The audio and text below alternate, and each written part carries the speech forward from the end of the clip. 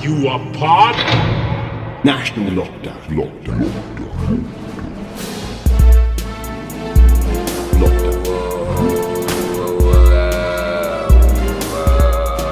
The Lockdown Companion.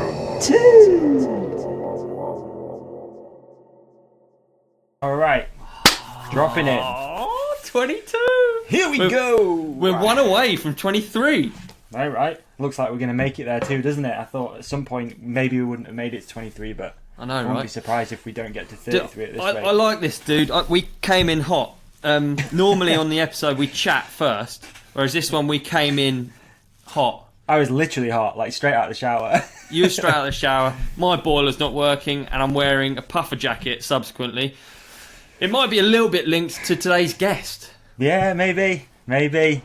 Dude, I'm excited. This one should be a blast. I'm stoked. Thank you for putting out the bat signal and making this one happen.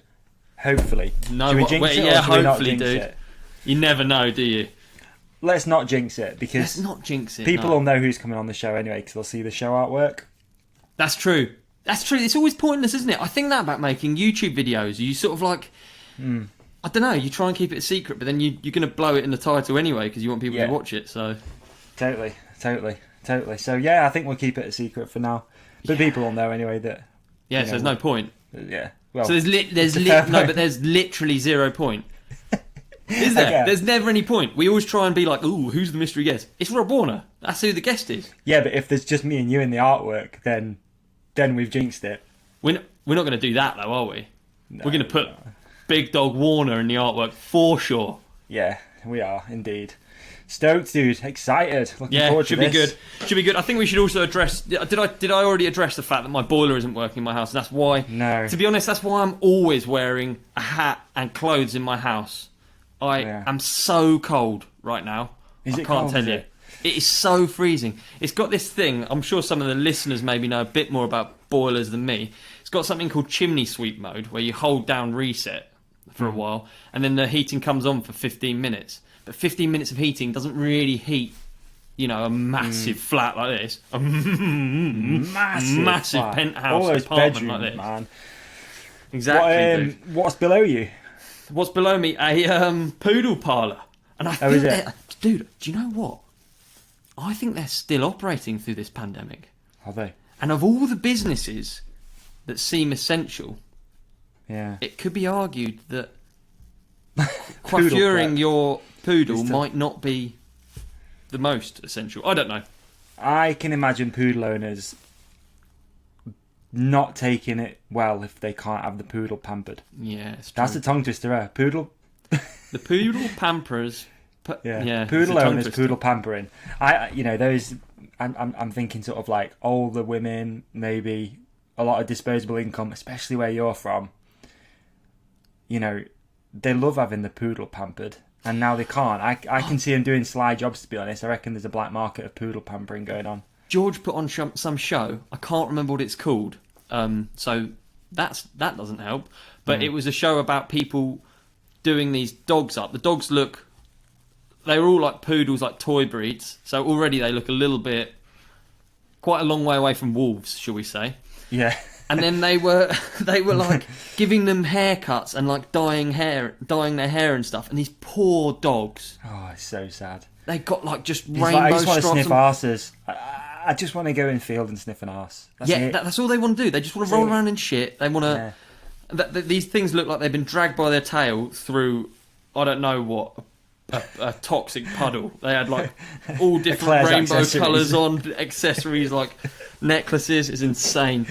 Well, I'll be honest, man. Like Emma, my missus, she loves sort of pampering the pooch a little bit. Like In he's what got way? outfit.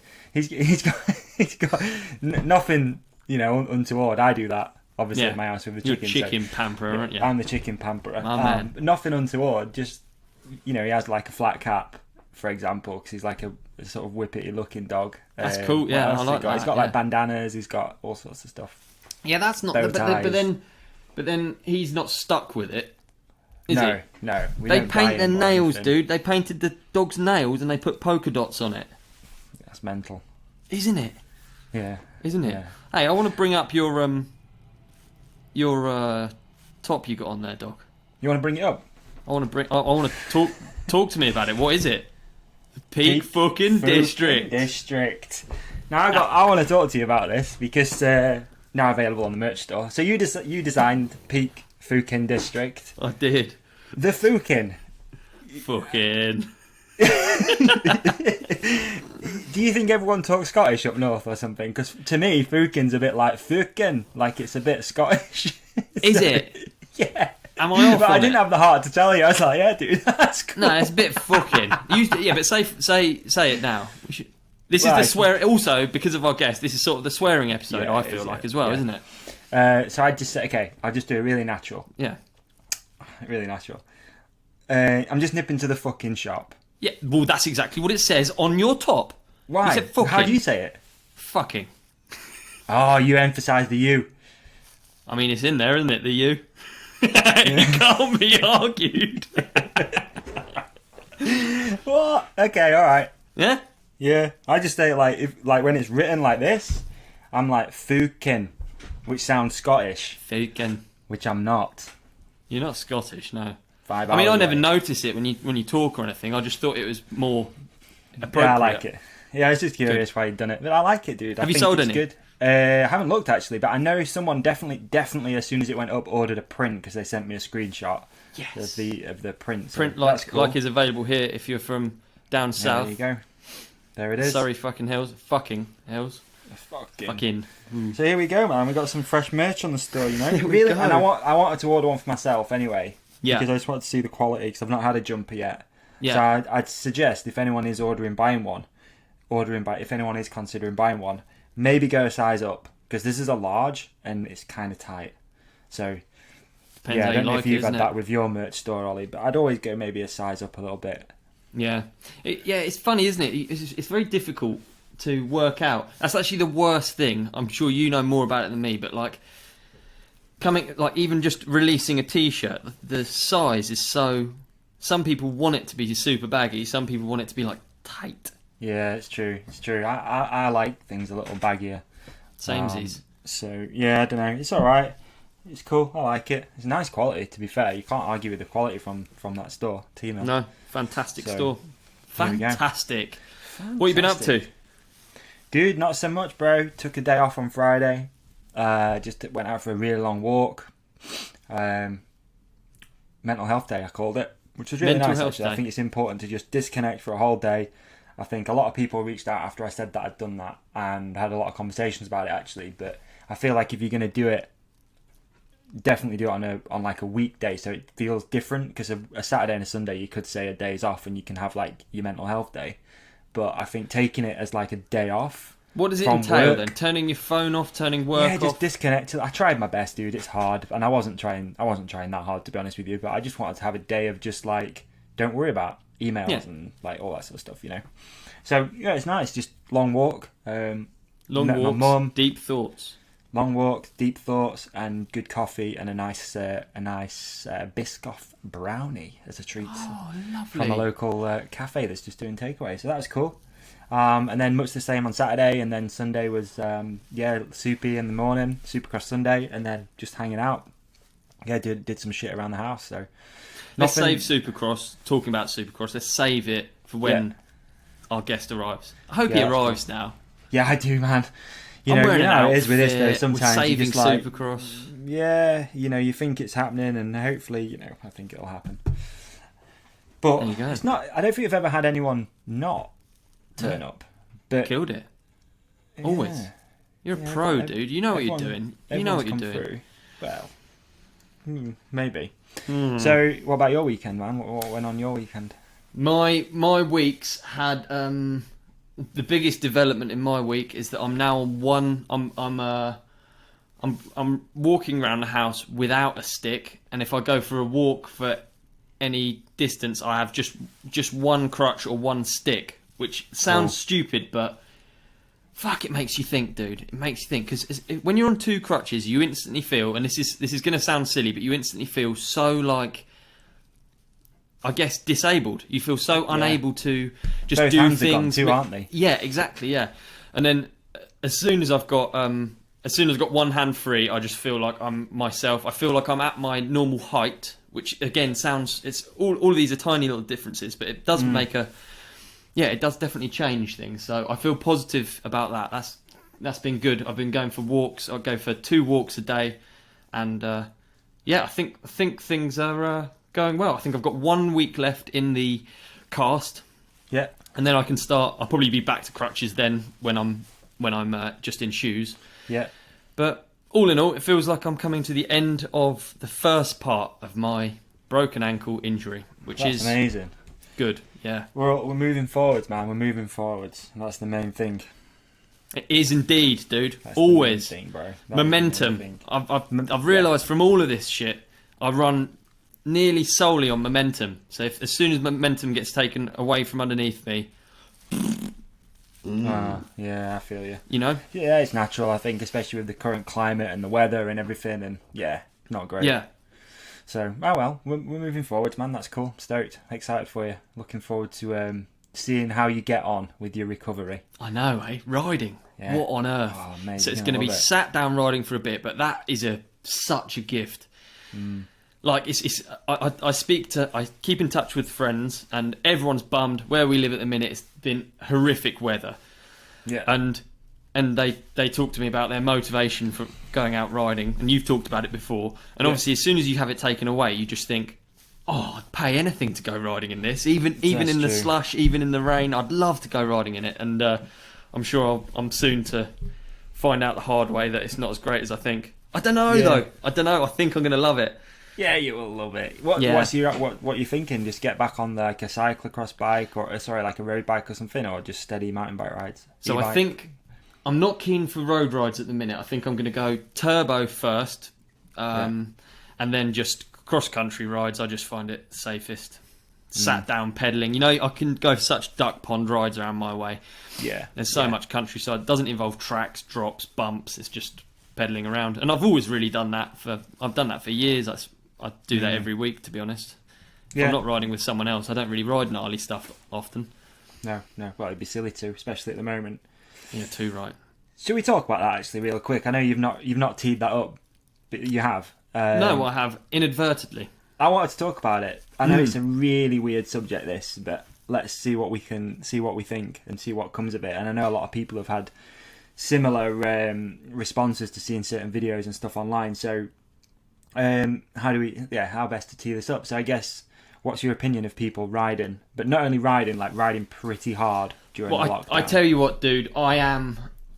I said all the way through all of our lockdown podcasts that I didn't want to be the guy injured during the pandemic, and I ended up injured during the pandemic, and subsequently got quite a lot of gnarly messages about it, and understandably, people were, you know, everyone's questioning everything. Everyone kind of, it is a subject at the minute, and I guess I thought quite a lot about it because I haven't had all that much on at the moment, and particularly, dude, I was getting quite gnarly messages in a hotel bed, and I was already in hospital. Yeah, okay. Not hotel.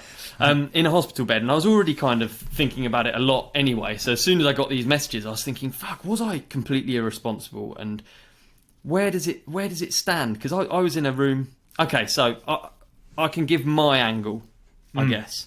Yeah. So my job is a rider, and I was in a ward with other people that had injuries from doing their job. So, for instance, a window cleaner. I wasn't with a window cleaner, but there could have been a window cleaner in there who broke his arm. Let's say at work. Sorry, I didn't mean to lie. I was just laughing at Brain. I was just like, wonder what Brain was doing.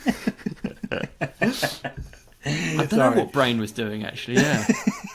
Yeah. Anyway, so in my opinion, I was, as stupid as it sounds, and I don't consider it a job, but it is my job, and I didn't crash, and if I'm honest, I wasn't doing something at the time. In hindsight, it's easy to say that was dangerous, overly dangerous, but I'd done it before. I wasn't scared of it, and I broke my ankle at work, kind of. You know, you could argue it's at work. Yeah. But then equally, I also agree that I have a responsibility to not put out the wrong message, and I shouldn't be putting out the message that we go for these things during this time. I mean, when I did it, we were in tier 2, whatever that means. Yeah. When I did it, the hospital wasn't overrun, and particularly my ward was nothing to do with COVID-19. So that's kind of my angle on it, and I don't not think about these things, and I don't to think of myself as completely irresponsible. So, where do you stand with other people filming videos that are gnarly? So I know the one that's come up, and that certainly were in the comments, was Matt Jones's video. Yeah. Of him doing the tree ride, was it? Yeah, that's mainly what I got. Like, especially when I put out for listener questions, like there wasn't a lot, but let's say out of 50 there was 2 or 3, which is a decent ratio. So and then I've seen it in comments on other stuff and anyway whatever before. So I think that is a pretty good one to probably talk about. Yeah. So what is your take on it? My take on it is that it is Matt's job, and that it's Matt. Matt does whatever Matt wants in his job. It's equally there is a responsibility, and that's where I think I don't have it. I don't have my shit in a pile. I don't know whether the responsibility means you don't put out videos. Equally, everyone's very thankful for all of the videos that don't involve a crash. And it's only in hindsight that people have an angle. It's so different, and like you're saying, so looking at Matt's situation, it's Matt's job. People are going to expect Matt, because of his, I guess his history and career, to push the limits of his sport, and that is what he does as an athlete, and that is how he makes a living. Yeah. And I think I'm like, honestly, like I don't want to be this guy, but I am sort of sat on the fence of it, because I do see people, who maybe have got a different outlook on the COVID thing. Maybe they've lost someone, whatever, and they're seeing some young guy throwing himself at a tree. I can see that point of view. I'm like, okay, that, I watched it and was like, okay, no, he's going pretty hard. But then the other side of me goes, it's Matt's job. He's very talented. Like, him doing that is the same as me riding a tabletop at a bike park, in some ways. Or is it? I don't know, actually. Let me think about that. Okay, so I don't know if it is. Yeah, I think when it goes wrong... Was that pushing the boundaries of his... Yeah. Of his... not his talent, of his expertise. Well, doing the tree ride. The thing about Matt Jones, for instance, though, is he's a Jedi black belt in crashing. So you can, and in calculated risk, So he crashed on one of the tree attempts. I haven't watched the second one actually, but he crashed in one of the tree attempts, and it was a big crash. But he was actually okay. But even when the crash is going down, he's in more control than... it's very difficult, because I think what happens is, naturally, as a human, when you watch something, you put yourself in that position. And when you see, whether it's something stupid like me going off that drop or Matt riding into a tree, you imagine going off the drop, or you imagine going into the tree. And it's not actually the same. No, not at all. No, there's years of experience, there's this, there's that. And I agree with you, like me watching Matt do that, for 99% of the population, it's like, it's not even a thing. Like, it's not even conceivable how you do it. And I think, not to digress off Matt's situation, but looking at what Danny just put out, so Danny might just put this video out in the middle of buttfuck nowhere in Scotland, and everyone's praising it, and it's like... I know. Why is that? Why do people... Okay, that's Danny Maxgill, he's one of the best riders on the planet. Yeah. If not the best, How about this as well, then? Very different. I shot the Focus Sam Squared advert in the pandemic. That was in the pandemic. Yeah, I did a 40, 50-foot e-bike backflip during the pandemic. I didn't crash. I got away with it. I've never flipped an e-bike. I've never flipped a 29er. Yeah. So it was a calculated risk that I decided to take in that situation. If it had gone wrong, I mean, it's all just silly, isn't it? You're all just sort of like, if it had gone wrong, would I have been irresponsible? Or was it irresponsible for me to do it anyway? Was it irresponsible for us to do the entire shoot? Where does the line... Where is the line? Yeah, I don't know. I don't know where the line is. And I think that's what's confusing for most people. Like, what is that line? Yeah, I think don't know, man. individually It's an you have to interesting, take it's an responsibility. interesting topic. I think Yeah. you've got to be responsible in yourself. If Matt's confident doing that, if you're confident doing a flip, if Danny's confident riding down a fucking mountain, like, Yeah. you know, then okay. It's obviously you hope that something doesn't go wrong. But Yeah. like you said with window cleaners, you know, a window cleaner's confident that he can go up a ladder and clean a window. Every now and again, he's going to fall off a ladder. He's going to break a leg. So it's where do you draw the line? You still want your windows clean. Still want your windows clean, dude. Yeah, exactly. Still In want it, your windows clean. I think something that definitely is weird is the is people's responsibility, and I guess actually when you have a following, you do have a responsibility whether you like it or not, and it's your responsibility as someone putting stuff out, but it's also people watching's responsibility. So I don't watch. Trying to think of an example, but I don't watch something that I'm not. I don't watch a parkour video and then go and try and huck myself off a wall into a pole. Yeah. Okay. So Fair. Yeah. So even though riding is like actually the difference between a normal good rider and Matt Jones is as much as me and someone who does parkour actually. So I think that's always worth considering. Dude, I don't know the answer to be honest, but I don't think there is one. I think really Matt's don't. a smart guy. He's not going to be taking stupid risks. It's up to you to interpret things.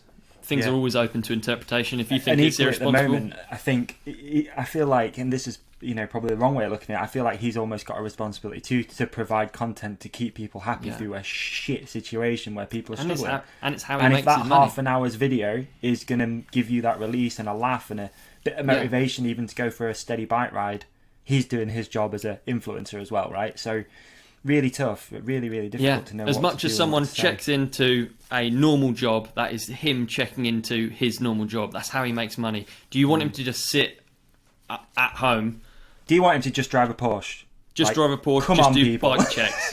I don't know. I don't know whether that's what's expected. Just do bike checks. Just do. Yeah. I don't know. I think you'd be bummed if you just had weeks and weeks of content that's just.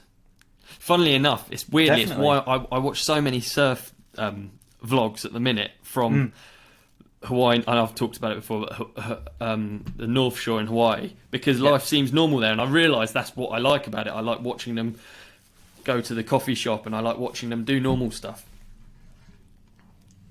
Some I zoned out then. Some could. What were you saying? I don't even know what you said. Sorry.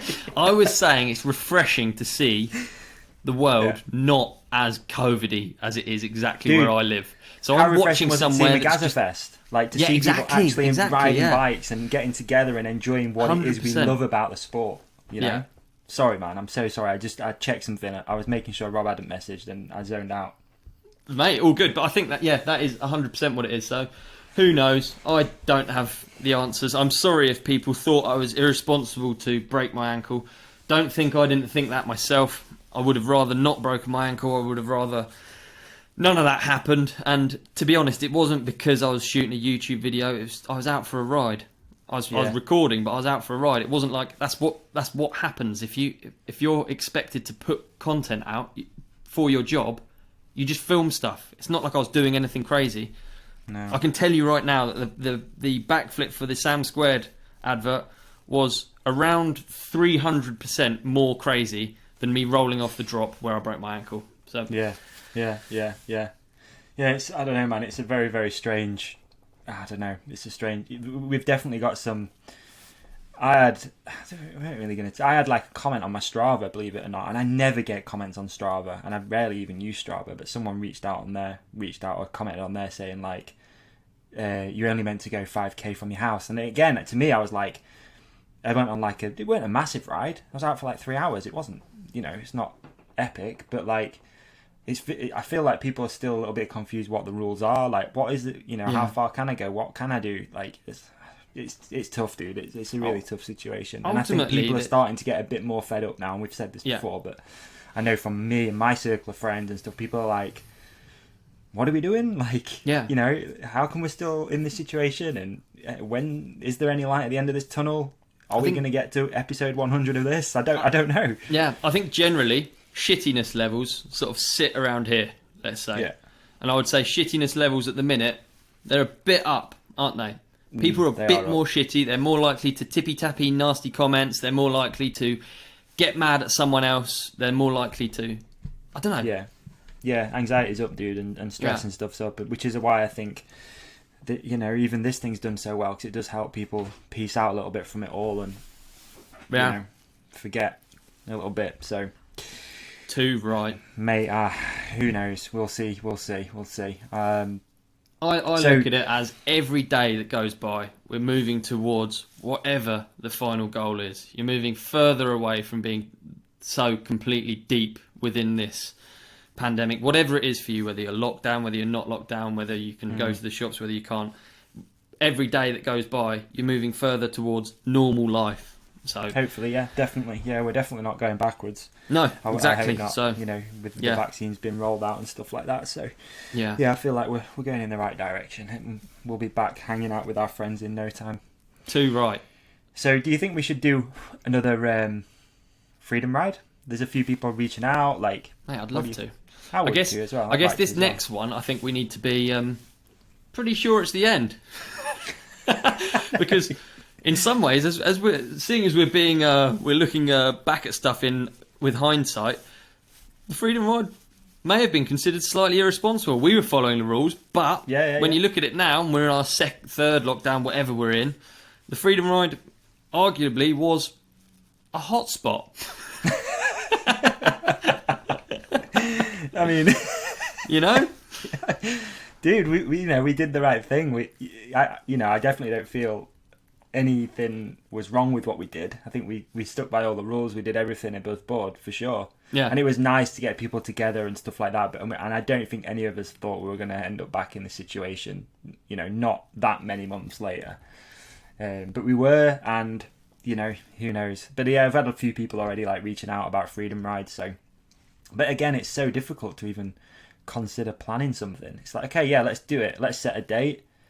And then we get to that date and you're like, yeah, sorry, we can't do it. Like, and that's the worst thing about this whole thing. It's planning. Yeah. You can't plan anything. It's really impossible to talk to sponsors about year plans and stuff, because naturally, if they're, you know, supporting and I know from working within certain brands that all that budget for events is going somewhere else. Like, it's a fact. Like, you know, I know with what I do, it's like, okay, this is our event budget. It's this. Well, we're not going to do any. Even if anything does crop up, we're not going to do it. Let's assign all that budget over there and do something else with it. Yeah. So if you support a rider, you want them to go, yeah, I've got this plan for this video series. I'm going here for this event and I'm doing this. Yeah. And at the minute, I'm just like, well, you know. Yeah, just making YouTube videos. I'm not going to do nothing. So, and thankfully, I'm not someone who does nothing, so I'm happy. In fact, on that note, I'm doing a YouTube giveaway. And that's that's what we've come to. Talk about it. Tell me what you're giving away. The cat? I'm giving away the cat. No, I'm not giving away a cat. I did a clickbait title. Dude, I don't know what I'm doing on YouTube. I don't know what I'm doing. And that brings us almost seamlessly into bringing in our next guest, doesn't it? Well, yeah, but he's not here, so... He's not here, which sucks, but he's got a YouTube. Let's wait and talk to him about that. So yeah, I'm doing a YouTube giveaway. That would have been a lovely segue if it was there. It would have been good. Imagine he just pops up. Oh, right. Yeah, my YouTube giveaway is just me clearing out so much stuff. It's actually a lot of stuff, and I've done it in 3 prize packages. And that's amazing, dude. I don't know what I'm doing really. This is with so any cool. of it, but I'm giving it all away because actually I'm giving it away. Obviously, you aim to A, get rid of loads of stuff that I have in the house that's pointless, me sitting on it. B, grow my channel is the whole idea of it. But honestly, I actually just like the idea of giving it to 3 kids, 3 adults, 3 whatever. It's cool, man. And it's nice to get, and it feels so good when you've done that stuff. Yeah. You know, I'm doing almost a weekly giveaway at the moment. Wicked, good man. With the podcast thing, like, you know, the Winter Defines thing, and it's so nice, especially when people reach out and they've got the gift, and it's like, it's amazing actually what can change. Another thing I did, generally just trying to, it's like being charitable for selfish reasons, which is 100%. Well, actually, no, it's not. It's for selfish reasons in that it makes me feel nice and like a nice person. I'm going to give all of the ad revenue that I've banged on about how little it is for the last however many weeks, but I'm giving all the ad revenue to Trelaws. And I thought, if I just do it every month to a different charity, or maybe to the same charity, I just think it's... I don't know, what's the point in me having... What's Trelaws? It's a... 1 second, please. I'll just pull that up because I It's a charity that you own. It's a school. Right, weirdly, dude. So, my great-great-great-great-great-grandpa was Lord Mayor Trelaw, who's the Mayor of London. And he set up a school and college for disabled children that is now Trelaw's College. God, I've got too many keyboards here. Amazing, that's cool. So Yeah, you are so- connected to it, so that's even better, actually. To be Yeah, honest. I'm It's connected really to it, cool. which I thought was... It doesn't really mean anything, but I just thought it was interesting. So yeah, it's a special education school in Hollybourne, England. Beautiful. But they do lots of other stuff. My brother's raised money for them before, and then my sister has, so I thought might as well get on the good list Yeah. of my siblings. That's really cool, man. Nice one. Yeah, that's good. And what are you expecting to get, you know? Well, well, no. Is it 12 quid? Well, I had last month. I had a $700 month Oh, fucking YouTube good ad lad. revenue. Dude, it's not that's nothing, decent. is it? Nah, that's not. And that's not hopefully, nothing. if I'm this I was only video joking. I'm sorry. goes more, the more viral it goes, the better. Oh, Oh. look out! Oh, look out! Here we go. Here he is. Hey! Look at that jacket, Ollie! Look at that jacket, mate! I might go and put mine on. They're incredible, aren't they? Hello, Mate, Dave. You all right? How's it I going, put dude? it on just for you, Have I just joined the live show here or whatever? What's going on? Yeah, man, we're straight in. Oh, mate. is that- No fucking swearing. This is the live show, Rob. I won't No swear. fucking swearing. How are you? I'm all right. Have we started yet, or is this like? Yeah, this is it, mate. Yeah, no really? shit, dude. We're straight in. Like, we were already recording, and then you just join, and we just carry on as we were. Oh, okay, cool. Well, I'm here. Blown Thanks for away, coming, blown dude. away by Appreciate the it. Ollie jacket. It's Appreciate good, it. isn't Thank it? you. I'm glad you like it. And do you know what else I prepared for you? I actually on. am more prepared for this than I've been for any episode because I think of you as a professional broadcaster, you know? So I got a little prop. Uh-oh. I thought I'm going to have a little bit. Oh, is that the stuff from... Yeah. Yeah. It is nearly midnight. I'm getting through. I'm getting through it, dude. This pandemic, I'm slowly chipping away at my bottle of brandy that me and Rob. It never went in the video, did it? Oh, that's not from Nepal. Yeah. Mate, we drank a fair bit of that night, didn't we? Yeah, we did. Yeah. Immediately after we got it. Somewhere And we mate, that shouldn't didn't have drunk go. it. That didn't go in the episode, did it? He's Which- busy. No, that He's on didn't the go beard. in. No, that didn't go in. No. So this is apple brandy from a bloke in the mountains under Annapurna, and he distilled this using gas that he had gathered. What from? Human feces. That's right. Yeah, he cooked with human poo. Yeah, honestly, they ain't, Chin, they ain't got a lot to go on up there, have they? So they just use what they Mate. got, and there's plenty of human poo, I suppose. So crack on. That's what they've got. Rocks, and they got human poo up there. And they've got a Chinese motorway being built. They have, eh? That was one of the weirdest things. Completed. When was it? Like 2027 or something? No idea, dude. It was the weird. It was Wow. post-apocalyptic, wasn't it? Well, yeah, it's 20 weird what? 'cause 2027? Jeez. it was something like that. Yeah, it was mental. But it was weird because where we were wasn't that far from the Chinese border. And do you remember that art, like in Nepal this is? And I think they're quite worried about it getting invaded. I don't know why they're letting them build a motorway in. But the army camp was on like full alert, wasn't it? I mean, to be honest, a motorway is a bit of a giveaway. I'd have probably been like, whoa, hang on a minute. We got 7 years before the Chinese arrived, you know what I mean? It was like, yeah, I don't know. But Just edging closer every week. yeah, just throw a few more rocks on the end, no one notices, and it's all good. Dude, I honestly think about that spot from time to time. So this is a spot called Jomsom, and it's underneath Loved it. Annapurna. And we flew in. It's on this tiny little aeroplane. We flew in, and it is just barren landscape, innit? There's not much there. There's not much there other than rocks and open windows for some reason. Mountains. Right. I mean, That there no, is. but like literally the world's biggest mountains. Like there was about 7 of them there, wasn't there? But Annapurna, which one is that? Is that the 7th or something? But like the Alps are big, but these things are on another level, aren't they? And we stayed in this hotel with no heating, right? How long were we up there? 6 days. There was no hot water. I didn't even. Ollie's still doing it now at home. I didn't take my underpants or thermals off. Like when I took them off, my whole body, like all the dead skin, I was like I was a mummy or something. You know what I mean? When we got back down to the yeah. Mate, I blocked the shower up.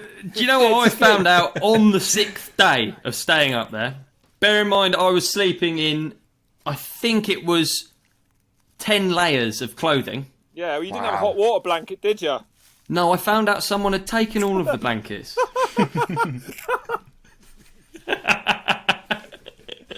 Well, you know, mate, it wasn't called Rob's Wild Rides for nothing. You know what I'm saying? Like, they're going to look after me, aren't they? You know what I mean? Yeah, fucking Hollywood had a blanket on each leg.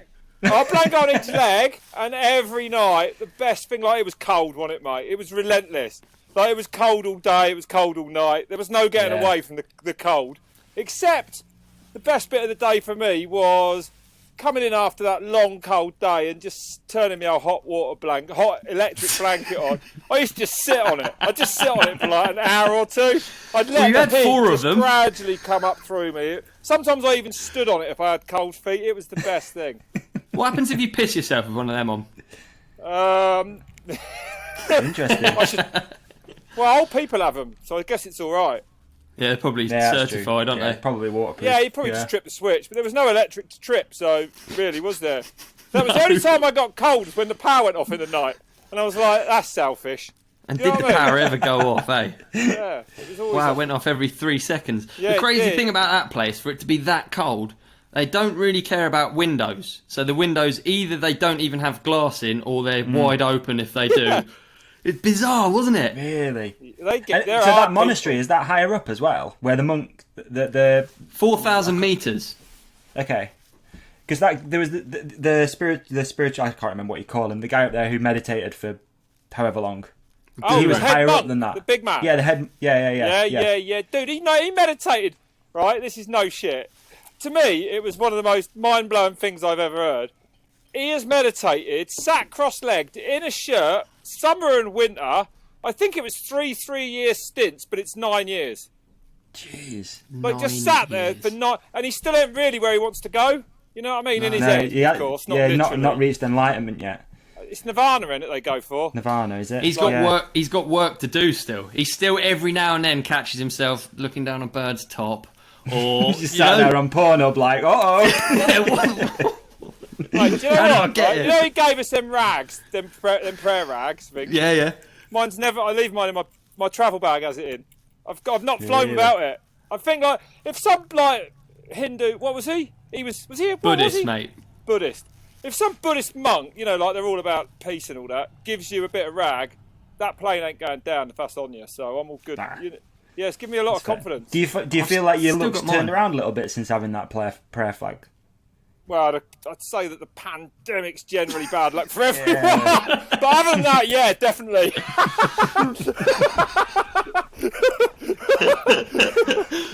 We brought it back from Nepal.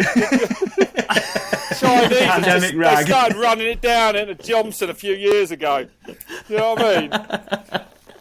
Actually, have you got your taste back yet, old? No, dude. I've now got little pots. They're GPs are apparently giving them as training kits. You have to train your taste back. Yeah, I've got 4 little pots that I sniff every night. One's rose, one's clove, one's eucalyptus, and one's lemon. Wow. Your missus needs to slip some poppers into them. It'd be hilarious. It's so good. I tell you what, the eucalyptus and the lemon I've got down. I'm going 5 out of 5 for them. The other 2, they could be anything. They're shit. I can't smell them, and I give them to her, and she's like, that is overwhelmingly strong. It's a bizarre thing that is. Why? Yeah, and the taste's okay though. You got the taste back. Me? You're not still eating onions. No, I can't eat onions, but I can't taste much, dude. Really? this brandy goes down easy, and let me tell you, it doesn't normally because it's cooked with human feces. So. Yeah, but that didn't stop us, did it? Hey, that didn't stop us. It didn't. I felt. Do you know what? Filming that, I felt like I was almost in one of those shows where they try and get you a bit pissed and get you to do something, like a lot of the kind of semi-reality shows. You know what I mean? Like Geordie Shore or something like that. Yeah, it was a bit like that up there, wasn't it? It was. Remember the next day it might have got in the show actually, but the next morning, let's just say that they haven't got any money. Like this place, this monastery's like run on goodwill and Buddhist sort of feeling, isn't it? There's all these like orphan kids there and that. They had one whiteboard and a couple of pens, I'd say. But in the morning, we had to do a little teaching for them, and I was commentating, and Olly wrote all over this whiteboard they had, all over it with everything, and draw maps of downhill and that. Anyway, at the end, they went to wipe it off. He used a permanent marker. He destroyed their only way of learning. Yeah. I couldn't believe it. Isn't it? That was terrible, wasn't it? Yeah, they got nothing. They had one whiteboard, too. And they even got that. I reckon this stuff would take that permanent marker off. Yeah, maybe. Yeah, Probably would. Just find a way. I felt so ill that next morning as well, trying to teach them. Oh my god! Terrible, Dude, we watched Snatch, didn't we? Yeah, we did. Yeah. And the next morning when we got up, we didn't know, but boss man, not the big boss who'd sat cross-legged for 9 years, but the next in command, he was next to us. He'd heard the whole of Snatch. He said to the filmers, "Oh yeah, they were watching Snatch last night." Last thing they said to us before we went in there was, "Do not swear." Oh no. Yeah. yeah. He was all right with it. He's Buddhist, so I guess they were. He was cool though, wasn't he? Buddhist. I came out of it thinking, wow, this lot are mega cool. As a not particularly religious person, I didn't expect that, and then you come out of it, you're like, I get it. It's almost not a religion, though, is it? Buddhism. It's more of a lifestyle. More of a way of life, isn't it? Yeah. Yeah, they're I think proper it is chill, more of a bros, thought. Yeah, I mean, I'd choose somewhere warmer, but if you could just sort of lay about all day in the sun, it would actually be decent. I don't know what it's like up there in the summer. Not that hot, I shouldn't think. Not a bad time, actually, in the world for meditation, is it? Let's be honest. Oh, no, I've been doing yoga. Have you actually? I was about to ask, what does Rob want to do in a pandemic? Well, a bit of yoga. I mean... Which one are you doing? Adrienne on YouTube. Oh, I don't know. yeah. Do you know, is she famous? She's got I just looked on YouTube, I was like 20 million people, can't be wrong. Yeah, she's famous, man. But it's slow, innit? Like, get on with it, love. Like, she talks about stuff. Like, no, I want to just get my hips to feel a little bit better. I want my shoulders back to so I can ride a bike decently. I don't want to breathe. Do this. What's all this breathing and all this hands to the earth? It's a bloody cheap floor from bloody B&Q. There's no spiritualness there. Do you know what I mean? Yeah. Laminate flooring. Flooring. It's not earth. No. Get off that. Just get me. I just want to stretch. I'd probably better stretching rather than doing yoga. But sort of is yoga though, isn't it? Stretching is yoga is stretching, isn't it? Then they go all Buddhist on top almost. You know what I'm saying? Do they? Yeah. A little bit. It is a bit more woo woo, isn't it? And certain yoga is definitely. She's good though, Adrian. Me and my missus did that 30-day. She did January. I'm on that one, dude. Yeah. It's good. Although I've been doing it since Christmas and I'm on day 4, so it's not, You're taking your time out. I'm doing it it is once a week, but the sweat that comes off me is hardly relaxing. It's brutal. But I do feel brand new afterwards. Really? Yeah. Okay, alright. I mean, what else you got going on? The stretching is unbelievable, eh? What else you got going on in lockdown? Pandemic? What else you been I can't up to? imagine you doing yoga 24 hours a day. No, well, I've he's done it obviously 4 not. times in a month. It takes me a week to get over it. So you're in recovery afterwards? Yeah, it's a Tuesday thing. I'm looking forward to it tomorrow. That's filling tomorrow down. Oh, what else have I done? I rode my new e-bike around today, and I bled up the rear brake. It was... I'm so fussy. I had it perfect, right? But I'd got so much oil because I didn't take the wheel out or anything. So the pads... And then I went in a box and found a set of pads. The back brake is one of the best back brakes I've ever had. Is it? Heavy wheelies going down there, eh? Well, that's right. Yeah, I just love a good back brake. Do you know what interests me, though? You're actually a bit of a hypochondriac, right? You're a bit like... Nah, I remember. Actually, in Nepal, I remember. The worry about food poisoning was never ending. It was overwhelming. I'm a hypochondriac. Yeah, I don't know if I'm actually one, but I'm close, ain't I? I'm like nuts about germs. Yeah. Oh yeah. You didn't take a what shower are you like when with we were this? up there. Huh? You didn't take a shower when we were up there in case of food poisoning. No, it wasn't anything to do with food poisoning. That was the temperature. When we got back down, but yeah, no, I ate pretty well. To be honest, you had to eat, right? I mean, there wasn't a lot of choice, was there? No. It was weird. We did eat some dodgy stuff, but Africa. When I went to Africa, oh my god, mate! They literally, we were in the middle of nowhere, right? Dude brings these like plastic Tupperware boxes in, like 8 of them. Me and Matt are sat in this mud hut. This dude's like, it's sort of Sunday dinner. Mate, he goes, don't let them down. They've spent all afternoon preparing this. And I was like, really? And he was like, yeah. And he goes, and they're going to get offended if you don't eat it. And I was like, all right. Holy shit, mate. Like, it was literally the arms and legs of a goat in one bit. Its internal organs in another. Its brain in another. Yeah. Oh, Isn't mate. it fascinating, Yeah. eh? Me and Matt didn't eat nothing. It was terrible. Really? tough. You The didn't smell, hide it or mate, anything? It was like boiled goat. The smell was unbelievable. It really was. Yeah. Yeah, it was bad. It was on another level of pain. Yeah, didn't eat a thing. Bear Grylls, he'd have been stuck straight in, no doubt, and probably worn it to get out of there. You know what I mean? But, no, I couldn't do it. It was terrible. Terrible. Mate, that jacket's incredible. Just one more Good, time. isn't it? Ollie. Yeah, You've got it's- one, haven't you? Oh yeah. I thought I had the only one in the UK as well. Nah, But that's fine. That's fine. That I is a strong delved look, deep man. into the catalogue. I did. I was leafing through the pages. I've started taking Yamaha stuff now because I've run out of Honda gear. I've got it all. Yeah, it's true. Yeah, it's true. Hey, you religiously watching the Supercross, right? Oh yeah. How fucking good is it just to have some live sport, just have something Yeah. going on? So Oh. good. It's saving. It's good. Do you feel that when you watch it that they haven't got coronavirus in America? Like, what's the deal? It's Apparently, quite it weird. doesn't. They don't have it in certain states, do they? It's just not a thing. So yeah, Florida, Is that what Boston, it like is? Texas. They just don't have it. They're just not bothered. They Carrying on literally- like Yeah. normal. That's how it So feels. state to watching state. it. There's not many fans though, is there? You've got to go in groups of 4. Is that what it is? Yeah. Why Yeah, not? I think it's 10,000 people or something like that, Ah, which is still okay. a lot of people. Yeah, that's So right.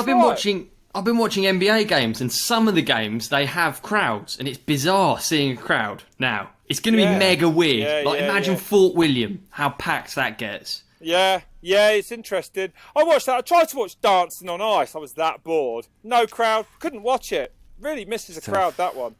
Yeah, it's that's weird, tough. isn't it? I bet. Really tough. misses the crowd. Yeah. That's a tough watch, that one. It's weird, With the races Graham Bell's here, on it. That's why I watched it from Henley, isn't he? So that, you know what I mean. But he went out last night, so it's done. It's done. Yeah. And by the way, I literally watched a minute, and I was like, crowdless. I'm out of there. Atmosphere, dude. Hype man. Yeah, Yeah. he needs it. He needs it. There's certain sports seem to get through though. Weren't the NBA playing in like that bubble, Ollie, or is that not a thing anymore? Yeah, they're all in team bubbles. Whatever a fucking In one bubble location. means. You say this shit. I say it without knowing what it means. I say, oh yeah, they're in a bubble. I don't know what that means. Well, What, I you don't- pick people or what? Like, No maybe hookers the whole in and out, I team's don't a think. bubble. Yeah, I think you can. I suppose you can have any size bubble you want. yeah. So in order to make a bubble, you just all test negative and then only hang out with each other until Yeah. you're running around on a basketball court with a load of other people. But that's Then on the it's same fine. team too. But yeah, it's not easy, is it? Even the F1 teams were getting it. So Yeah. Yeah, Did you exactly. see that, Yeah. you know what I mean? did They you got s- enough money to throw at it, haven't they? Yeah. So true. So true.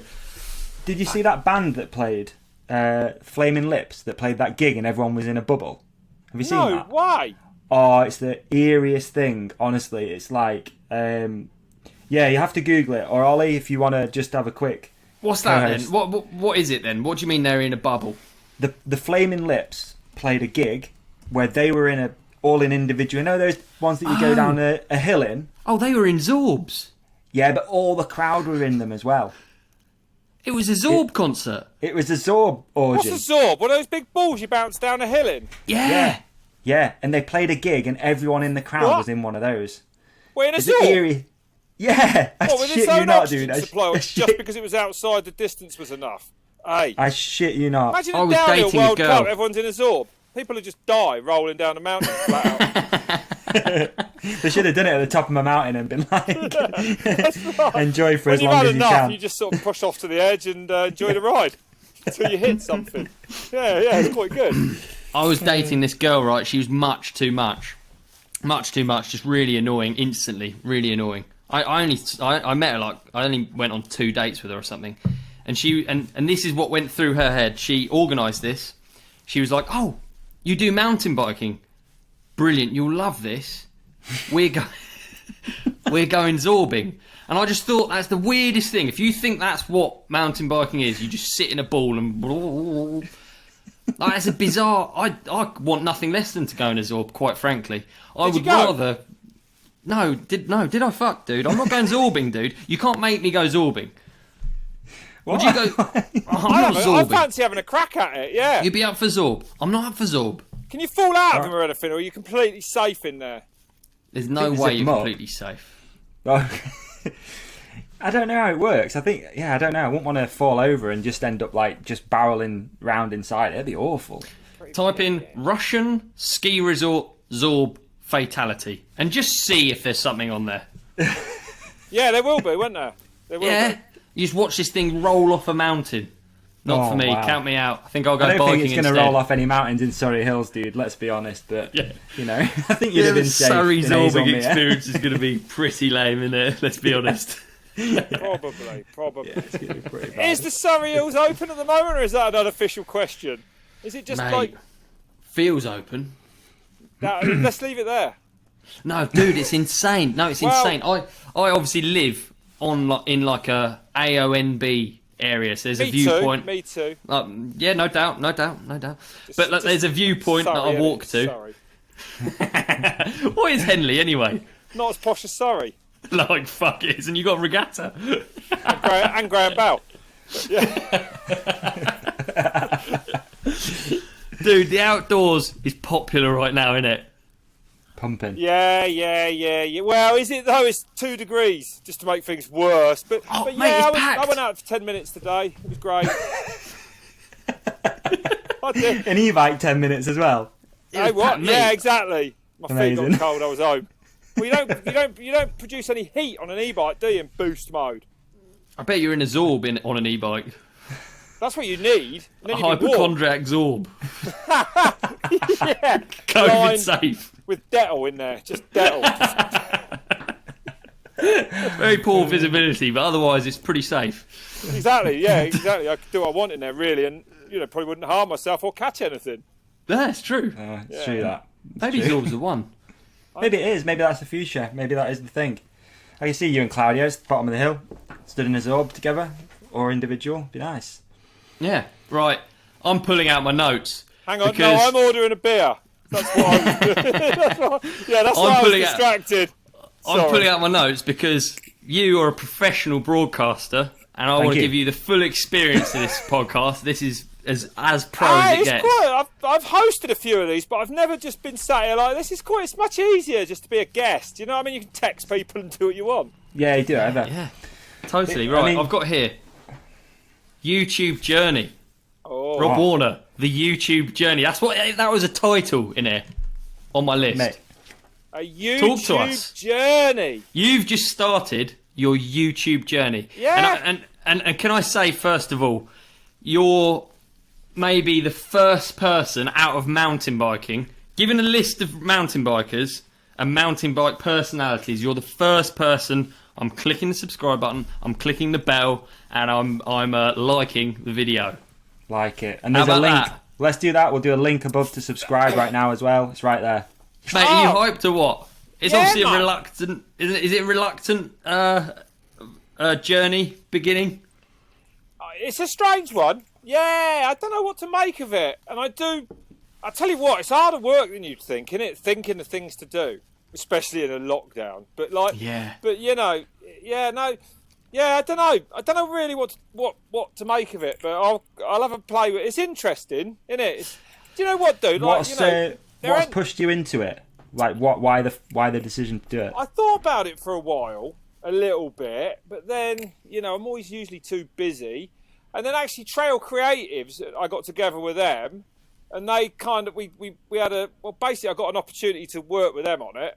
So even if the content from me is shit, it's going to look nice. So I was like, yeah, let's go. You know what I mean? And that's exactly what it is so far.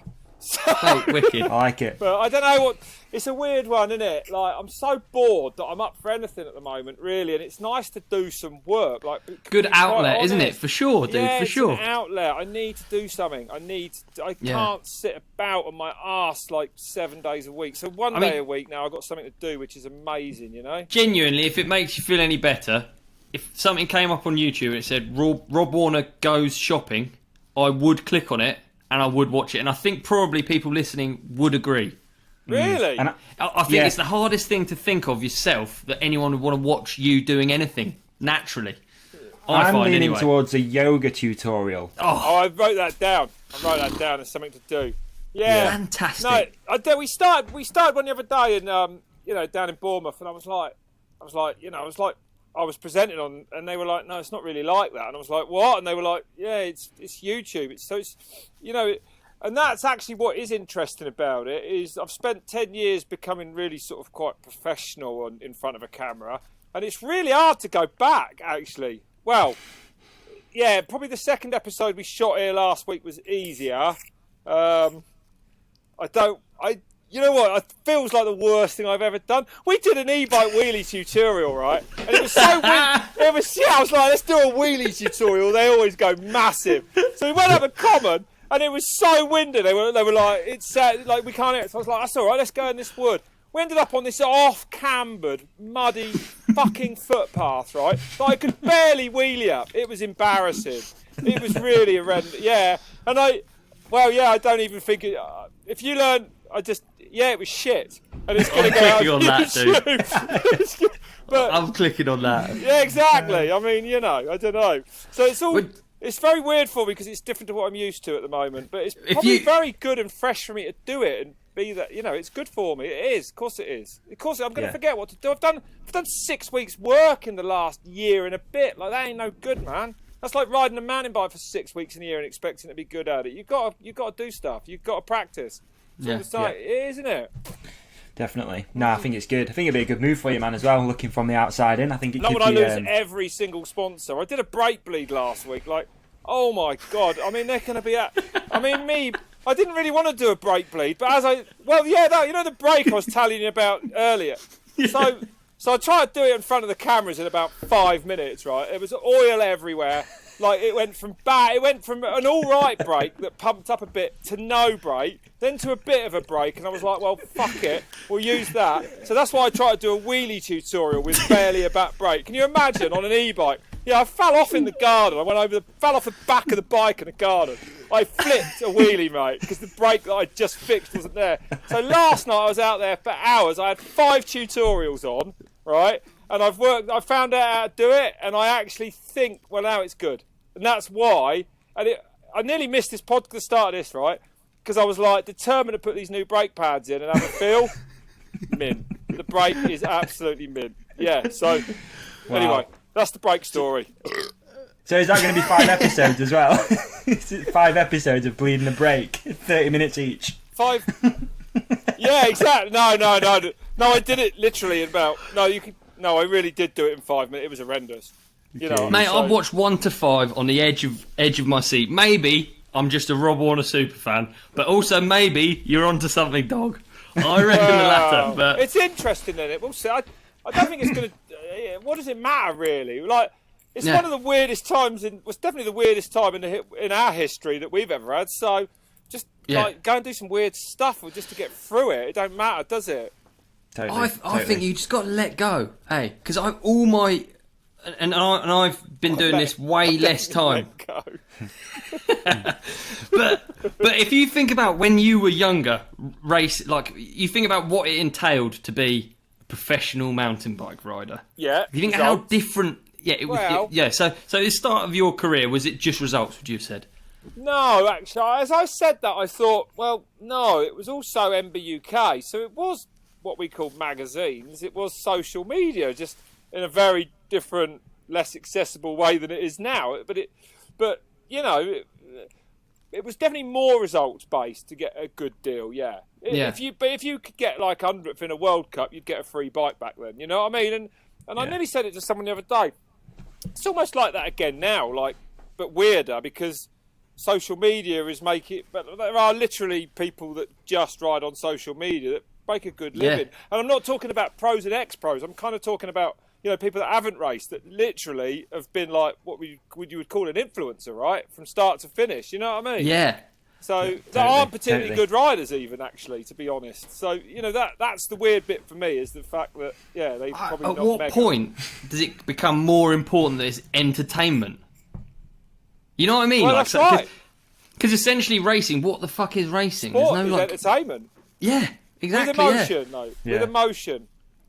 I don't know about you, but nothing, either commentating on it or watching it, there's nothing comes close to sport for emotion for me. No. Like, there's nothing. There ain't nothing. I'm jumping up and down watching the Supercross. You know what I mean? Like, Yeah. it's, you know what I mean? Like, Yeah. And it how just good gives, is it though? Last week, Yeah. how good is it? Like, I know. Just watching them click those laps, just so perfect lap. The corner speed, dude. It's just insane. insane. Unreal, eh? It's just. You'll have been to a mental. Supercross before, Rob? Yeah, Have you I've been been to a couple. see it live? Yeah. Awesome. Yeah, Same. It's gnarly to go. Have you been to one, Ollie? Yeah. Have you? A few, yeah. I've never had I'm sure Rob's had mental pit experiences and that. You're mates with McGrath, aren't you? Mate!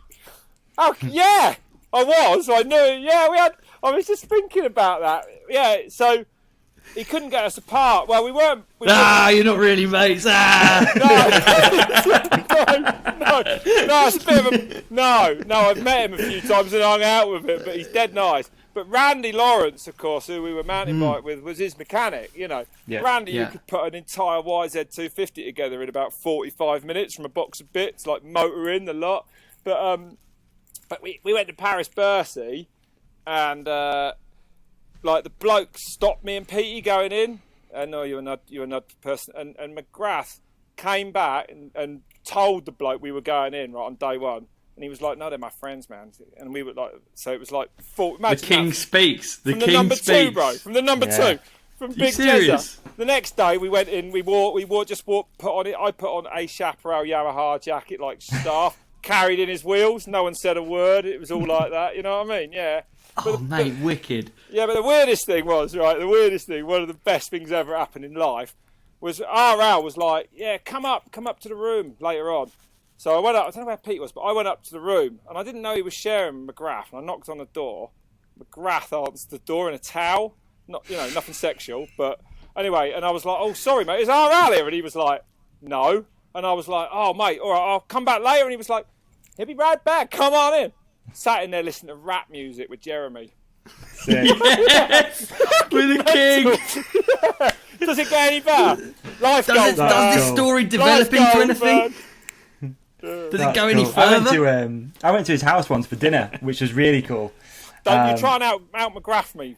All right, I don't know him at all. I'm making it up, totally. Hang on. You know what I mean? You went round his house, eh? Yeah, super sick, dude. Yeah, I did. It's mega. So I used to live at a place called MX Heaven in California. Oh, the bike rental place. Yeah. I lived there for like 4 years. And Stefan, who ran that place, grew up racing and living with Jeremy. So he went to his house for dinner one night and he was like, do you want to come? And I was like, fucking hell, yeah. I don't remember anything about it because I was just like, just in a daze. I mean, that guy was my everything growing up, right? Still the greatest, isn't he? No one's beaten his Supercross record. I don't think anyone will they now? I don't know, but like... Just that era with everything about it for me is like, that's the best era of motocross and Supercross. Two strokes, like, wasn't it?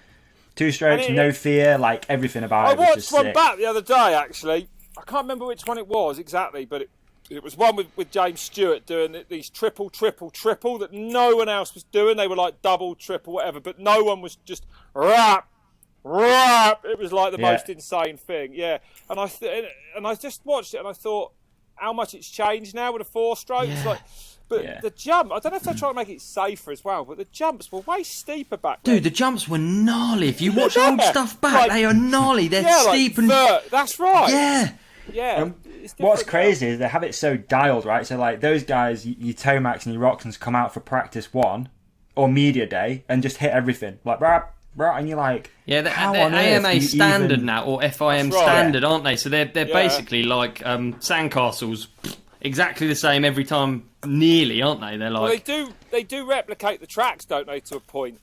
Yeah. I've I heard think a lot that. of I don't know if, like they actually build, or they'll definitely build tricky sections of tracks, won't they? If there's like a triple into a turn, and then I don't know, you know what I mean?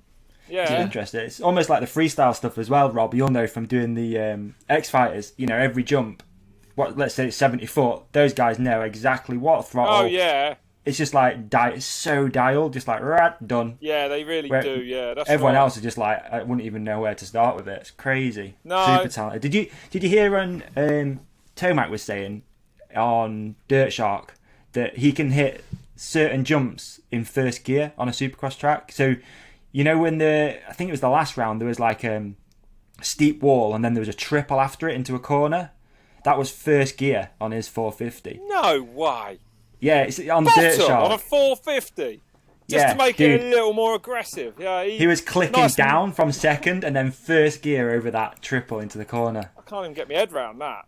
That's nuts. That's bonkers. They must have some different gearing on, unless they ain't got a bottom gear, mate, or something like we Maybe. have. I wouldn't It's on think Dirt so. Shark. He was talking about it. It's pretty Like cool. I wonder if that's like. I wonder if they've took bottom gear out, so he's calling his second bottom. You know, I tell you what, I wouldn't be that up Mental, innit, for is that? hitting neutral. No. Anywhere near first. I broke my Count me pelvis out. with that sort of a situation. Really? Yeah, well, yeah, it wasn't very good. Yeah, neutral's never. It's not really a friend, is it? No, not really, yeah. No. Not a friend at all. No, you don't want to be anywhere near that thing. And I know that as an amateur rider, you hit neutral all the time. Like I think every race I ever did, there's at some point where you come out of a corner and click a neutral and go into it and just fall over in a rut, just like, you fucking idiot. Look like a I actually fool. had a short-lived Supercross career. You did, Ollie. Well, you've got the jacket for it, so I know, wondered, right? I wondered. This is a relic from the past. No, do you remember Reading Supercross track? It wasn't really a I was there Supercross all track. the time. Were was you? there all See, that the was time, mate. when I was a kid. That was the biggest jumps I'd hit. Well, the steepest jumps I'd hit. Weren't the longest, but they were the steepest jumps Great, I'd wasn't hit. it? Yeah, and it got shut down, didn't it? I used to enjoy that I think place. someone probably did die there, actually. They did. I remember it was right. actually a nylon, because they had nylon ropes running down the side of the track, Ooh. and someone slit their throat. Oh, I mean, Did you it's not ever a particularly cheery did you ever come story, up to is the it? indoor Supercross track in Sheffield, Rob? The Sheffield Indoor Motocross. I used to go and watch it. Yeah. Yeah? Yeah, No, yeah. not the Supercross, the actual one you could go and ride at. Oh God, no. The Supercross track.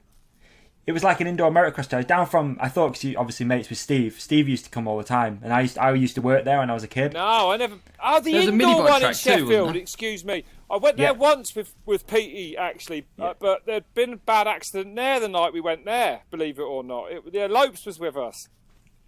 No way, dude! Yeah. I've told this story on the podcast. So that's the night that the whole place got shut down. Yeah, because there was two lanes and there was a collision when someone crossed. There was a collision in the middle, yeah. So Yes. I was there, unfortunately, for that. So you were there then, weren't you? I was 'Cause there I that remember night, mate. I Lopes. come and get Lopes. Yeah, I came down with Yeah, Lopes when it fuck. shut, and we had to go and get Lopes. So you were there as well. Dude, yeah, I worked there. There was just me there, That's and the mental. boss was actually on holiday in Spain. So, yeah. And he never. Fun fact, I shouldn't got arrested for think that. he ever came back, did he? Dude, a sketchy situation. That it's a long story. What happened after Yeah, that? I can But yeah. imagine. I can imagine it. So yeah, I was there for that, and that's one thing I remember is Steve was there and Lopes was there. Yeah, I didn't know you I were was there there so as well. Wow. Yeah. Wow, small world. Crazy. Davey, have you found the footage of when you rode at Sheffield Supercross? No, and I'm not looking for it Oh, either. please find it! I find that amazing. That was such an event. Like, the fact that there was even a Supercross event in the UK was so, like, Yeah. for me Yeah. as a kid, I was Ah, like, the actual wow. the Supercross though. Even McGrath came and did Sheffield. the Supercross. Yeah, it was mid. Yeah. I'll have to find that photo out. I've got a photo of me and McGrath from when I was like. Mate, can you just 10 lay or off? 12. Like, can you Ollie, he's a bit much with the McGrath, isn't he? All right, mate. You know, did he answer the door to you in his towel? I tell you what, dude, you've been out McGrath tonight, haven't you? He's done, mate. Classic. He's destroyed me. Can't believe it. Yes. Pete went riding with him last year. I was like, Wow. you know what I mean? I feel. couldn't I believe think it. Bernard's winning. Bernard's winning the McGrath tie, isn't he? I mean, Oh, yeah, he's allegedly got a hook up. set his suspension up for him. Apparently so. the whole thing. Wow. So who do you think's going to win Supercross, Rob? Ken. And Ollie. Who have think you got? Ken. Really? I think Ken, mate. I tell you why. He's got the power of having his nipper there and his missus, and he's all like, he's empowered. You know that, like, you can see it, and he's riding brilliantly, and probably a bit more clever than he has, less emotionally, even though he's probably faster because of emotion. But yeah, he's brilliant, isn't he, this year? Yeah, he's killing it. But Tomac's going to get going, mate, and when he gets going, no one can touch him. True. It's so good again having so Hang on, many people who come in and you're win wearing one. a factory Honda jacket. Over to you. Yeah. Team manager, what you got, Ollie? Roger DeCosta over there on the right. Yeah, I'm a Roxon fan. Not only Judging by not the only am I jacket, wearing a Ollie, Honda I can't jacket. fucking, pardon me, I can't believe you got the jacket and I haven't. I'm tempted to go and get it. It's really crushed I me. wore that. it just for you and because my boiler's not working, but mainly just for you. Mate, when we started this podcast, did you notice I was like that? I was like... It was because of that jacket. I was like, no way. Has he got my jacket on? Where have I left that? Till that moment, I was considered the only one in the UK. Because you can't buy them here. You can't buy them here. There you go. I must admit, I think I look like a bit of a Burke. I'm not motorsports enough to really pull it off. You know what I mean? I wear it indoors mainly. I wore it to trial the other day. Yeah. I wanted just bowled down the other day when we had trials, but I bowled down to screwing it down to signing on it. I couldn't get it off quick enough, mate. The attention I received. I was like, you need to win this bloody thing. Do you know what I mean? On like the over 40s route. Yeah, it wasn't cool really. It was a little factory for the South Midlands Centre. To be fair. Yeah, I can see that. dear. I can see that. Oh, I think you blimey. need to do a photo shoot, Ollie, with the Zeb Yeah, and I that should. jacket. What, Rob? You seen my Zed? Zed, seen yes, it? I have. You've got no brakes on it though, have you? But I have seen No it. brakes. No I have seen brakes. your Zed, mate. Yeah, I was going to do Yeah. this podcast from my jet ski, which would have been a bloody good comeback Yeah. on that jacket. It would have. But it's 2 degrees, and I've only got a blow eater, and you wouldn't have been able to hear everything I was saying, so I had to come into the indoors. You know what I mean? Well, it's worked nicely, to be honest, hasn't it? It's worked nicely. Yeah. I want to talk about the Supercross. One more thing. Had you noticed Barsha had been going on about how he wants to rid himself of the Bam Bam title? Yeah. Did you see the kick? It was a little bad-tempered, wasn't it?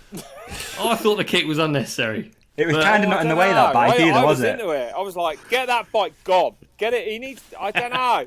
Yeah. Brave, really, kicking a wheel that's going round quite fast. Yeah, That's I pretty thought- sketchy. Yeah, and he wouldn't. Yeah, I think it was that, and he wasn't going to get his hands in there, would he? He lost his fingers or something. Yeah. You know what I mean? I actually love Supercross for it, and I wish we had a bit more of it in downhill. Is actually the beef, because when I first went to Supercross, I couldn't believe they walk past each other, zero acknowledgement. yeah. It's Yeah. proper, isn't it? It's gnarly. But It's mate, not like that in downhill. You won't know because they don't race each other. They race the track. Yeah. That's right. Yeah, the four-cross, when we had four-cross, they used to hate each other. Really, Oh, my, yeah. yeah, it was full of venom. You know, but, like, no, you're right. The downhillers, there's not much point Pretty falling out chill. with each other, really, is there? I guess not. It would just, but they're No still one's going to block competitors. past you, are they? Do you know what I mean? Not going to block past, but they Unless are you're having going a to. really bad run. They're going to knock you off the hot seat, which can't feel much different to being blocked past. It can't be a good feeling. No, that's true enough. That's true enough. But no, I like watching Barsha, mate. He's rad, isn't he? Yeah, he's exciting. Oh, he's exciting. Yeah. I'm actually surprised you're not a gas convert, Rob. Being that you got a trials background, I thought it's quite a nice little. Well, it is just a KTM red.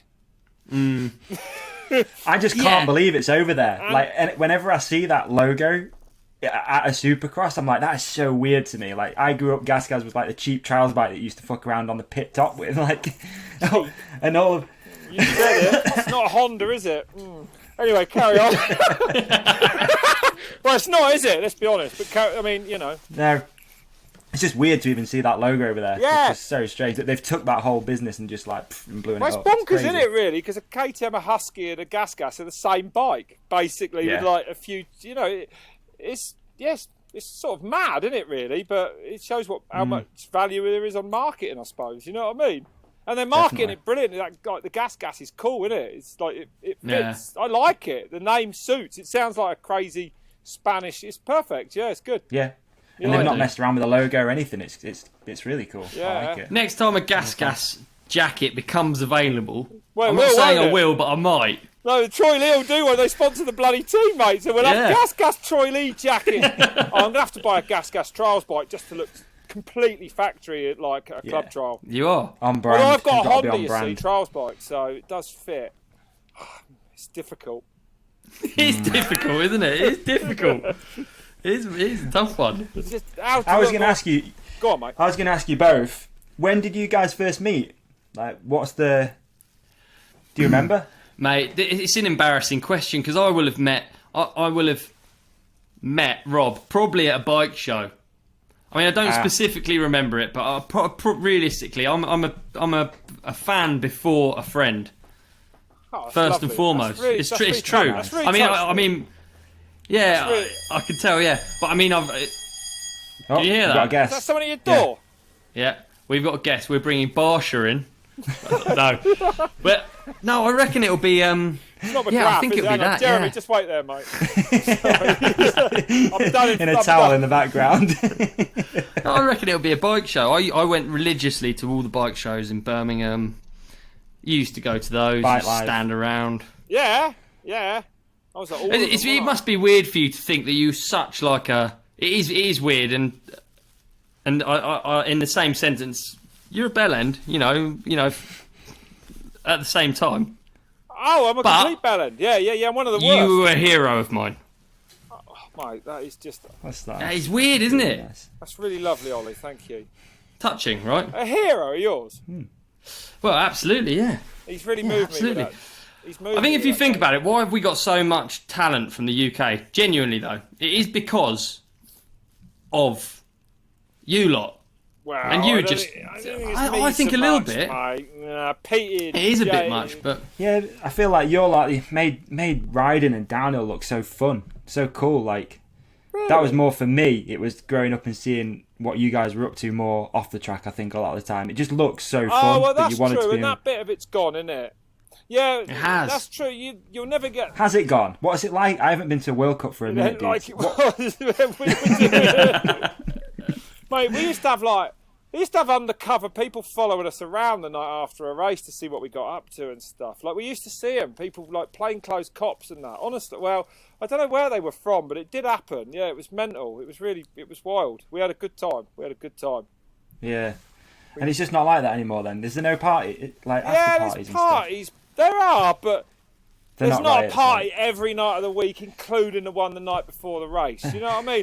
People have Yeah. a bit of a blowout after the race, but you know, and probably later in the season and more as it goes on. But yeah, it's different. But you know, it is what it is, isn't it? All these sports, it didn't matter how these sports have all become just ultra professional. Like so many action sports, like bloody skateboarding's in the Olympics, isn't it? You know, that'll change that as well. It's just, you know, it's I feel like just how it sports is. do have a golden era before they become That's just right. robotic a little bit. You know? That's right. No, you're right. You're dead right with that.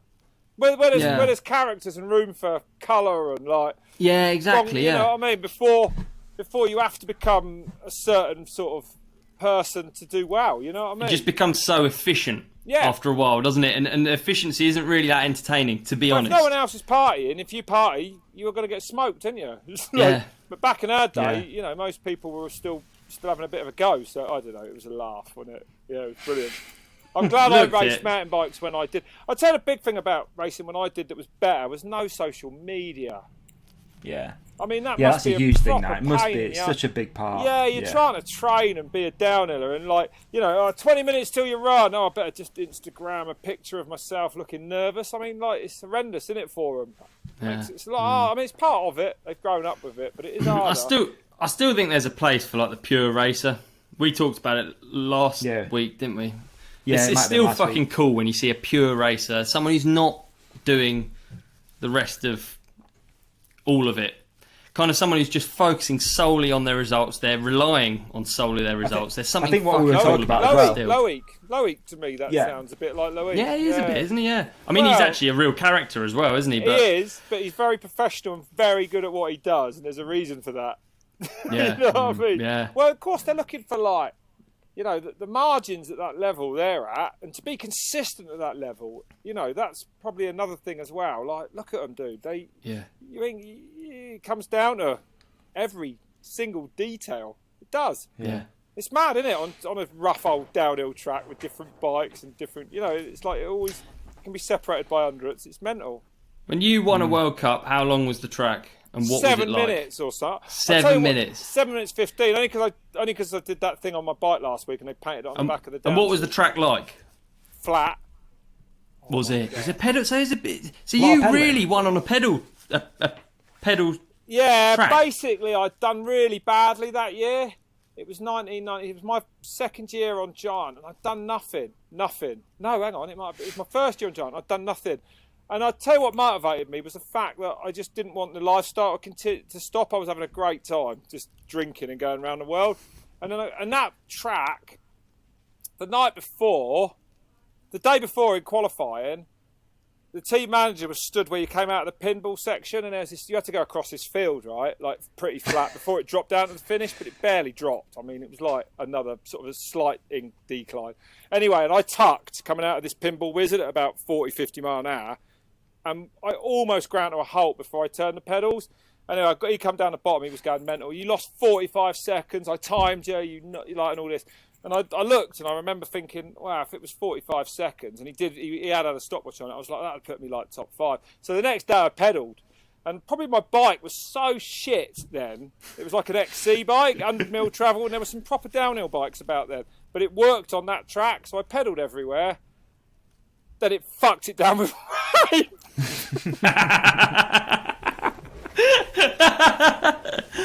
Nah, mate, a win's a win. Win's a win. You're obviously going to say that, aren't you? What position did you come down in? Eh? What position did you come down in? Oh, I don't know, like, I think 20th or something. Yeah. Oh, right, yeah. Yeah, it was funny, really. I can't remember how many people it did rain on, but definitely Vuljos. I mean, you know, if it's going to rain on anyone, make sure it's fucking Nico, eh? And, Frank Roman, Bennica, yeah, some of the big dogs, yeah, I don't know. But I smoked the time at the qualifying time, and it was a mint run.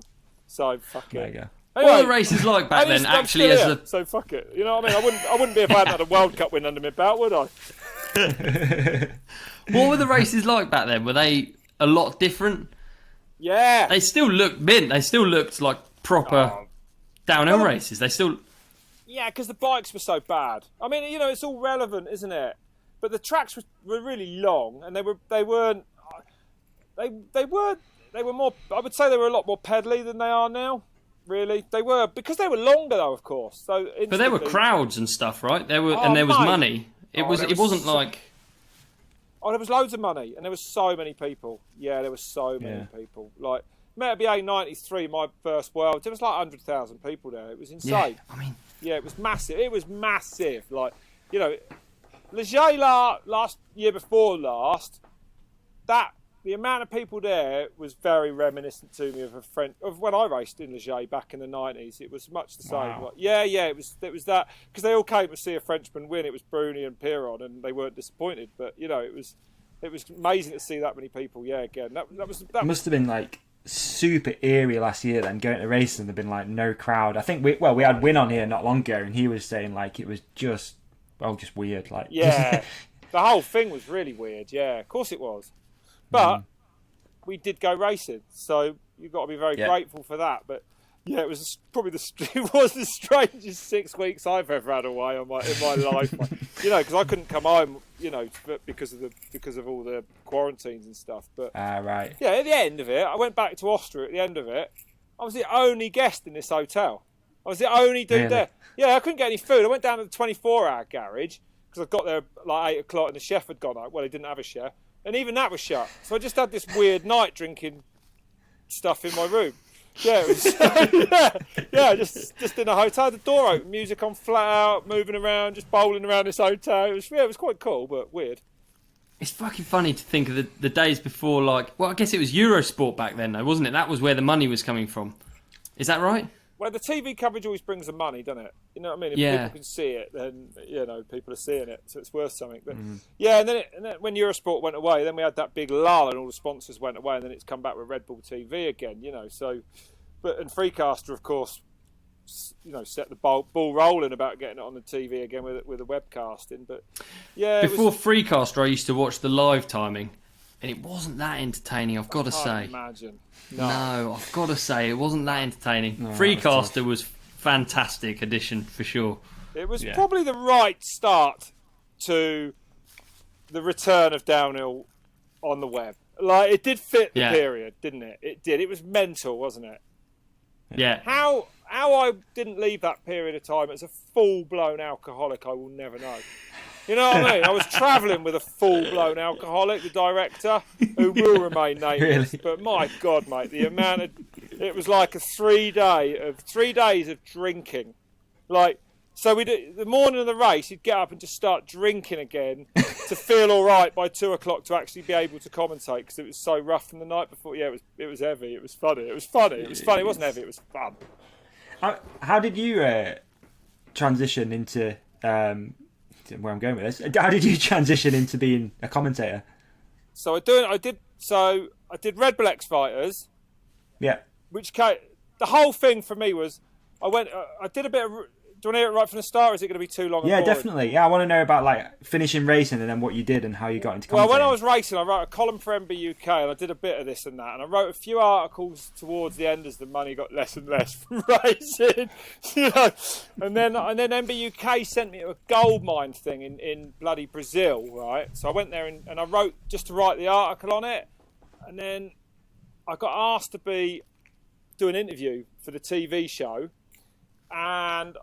Which was being made for Channel 4, and I was like, you know, just someone saying about this race, and I was like, la la, and then a bloke said to Red Bull UK, "Oh, Rob's really good on camera. You should use him for something." You know, I don't know why, but they did. So then, about 2 weeks before Vigo, the first World Cup of 2006, I got a phone call from Red Bull UK saying, "Do you want to present Red Bull X Fighters with James Cracknell?" And I was like, "Yeah, damn right I do." So I went to Vigo. Got absolutely mangled the night before. Not even a lie, right? But I had this tickly cough, and by accident I drank a bottle of cough medicine. I mean, have you ever done that? Yeah. All day I was sipping it. Oh my God. I was talking to this fish tank. There was people looking at me talking to a fish tank that night in this restaurant. So the next day I didn't qualify, and that was the last, because I puked at the start, and that was the last ever World Cup I did. It was the only time I'd never qualified, and it was my fault, and I was like, right, fuck this. So I went and did X Fighters properly that year and just took all the money from mountain biking that I could. And then I met a bloke at an X Fighters party who thought I was a professional TV host, right? He was like, "What do you do?" And I was like, "Oh, I'm presenting this show for Red Bull UK." And he was like, "Oh yeah, I just got the mountain biking ride, sir. You want to present it?" And I was like, "Yeah." And it was Raymond Delu from Freecaster in Belgium. And I said, "Yes." Anyway, long story short, I got the gig. I went to Maribor in 2007 for the first World Cup, or 2008 it might have been, either or. And I picked this bloke up from the airport, and I was like, "So you're a professional TV host then, mate, are you? Thinking I'd just be the expert?" And he was like, which is what I did on X Fighters, and he was like, "No, you are the professional TV host. Raymond told me." And I was like, "Oh, fuck me." I goes, "How much you done then?" He goes, "Nothing. They said you're just going to ask me questions." And I was like, "No, that's what I've done, you know, and all this." So that was the start of it. And it was only actually about a year after that Raymond found out that I'd ever raced a mountain bike. Can you believe that? Really? Yeah, but I didn't even know. He didn't even have a clue. He literally thought I was a TV dude. But that first job in Maribor, I'm not a massive drinker, honestly. I had 4 pints before we started. I was so nervous. I was shitted, but it went down a storm, and that was that. Yeah, and that was it. And we didn't really stop drinking for 3 years or whatever it was. Yeah, it was mad. Yeah, it was good fun. Dude, for sure. What do you think you'd have done if you hadn't found this? Obviously, you quit racing. Where were you headed? That's a good question, mate. I haven't got a clue. But I worked hard really to get away from Freecaster, which was just a piss up, and to become professional for like Red Bull TV.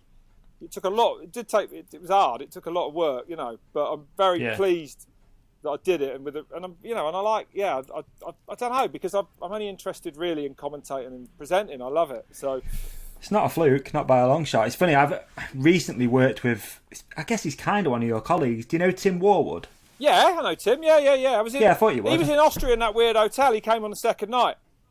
Okay, right. I thought you'd know Tim. Yeah. So yeah, he's the first like actual legit TV presenter I've ever like been around and watched him work, and it was really interesting because it's just this almost like a switch he could flick. Yeah. And he was just a professional, and he didn't stumble any words. He said everything correctly, and you're like, that's what professional is. So a lot of people probably look at it and go, oh, that looks easy. You just talk shit. But as soon as that camera's on, game over, right? Like it's hard. Yeah, it's not YouTube, that's for sure. No, it's like when we did that series in Nepal, talking to you about how much work goes into it, I was really blown away. Actually, I hadn't thought that it was quite as much effort, and you know, I just think of it as really natural to you. But actually, you do work at it, don't you? Well, yeah. If you wanted to be good, I mean, yeah, you could, you know, you can do it on a lot less work. But if you wanted to be good, I think you need to put work in. I think that, you know, and that's for the commentary, really. That's for the commentary more, you know. But the commentary, like the presenting's one thing, but the commentary is to me, that's the sport. You know what I mean? The pre-show, the post-show are one thing, but the commentary, of everything I do, like as in whatever, you know, all the facets of VOs or commentating or presenting or documentaries or whatever, commentaries is the one that requires.